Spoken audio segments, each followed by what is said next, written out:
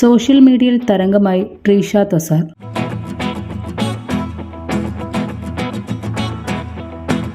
തന്റെ 4ാമത്തെ വയസ്സിൽ ഇന്ത്യയിൽ തന്നെ ഉയർന്ന സിനിമാ ബഹുമതിയായ best child artist film award നേടുന്ന ആദ്യത്തെ കൊച്ചു കലാകാരി.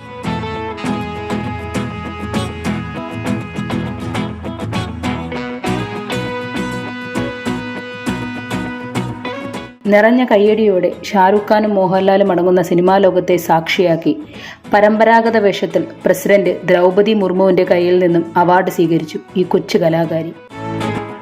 നാൾ 2 എന്ന മറാത്തി സിനിമയിലെ മികച്ച അഭിനയത്തിനായിരുന്നു ഈ അംഗീകാരം ലഭിച്ചത്.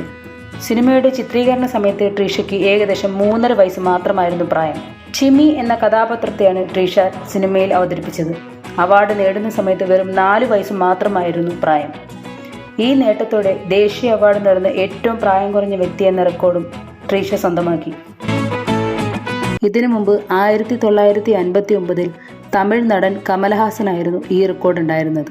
ആ റെക്കോർഡാണ് 71ാം നാഷണൽ ഫിലിം അവാർഡിലൂടെ കൊച്ചു ട്രീഷ തകർത്തിരിക്കുന്നത്. വളരെ നിഷ്കളങ്കമായ അഭിനയത്തിലൂടെ പ്രേക്ഷകരെ കയ്യിലെടുക്കാൻ ഈ കൊച്ചുകുട്ടിക്ക് കഴിഞ്ഞു.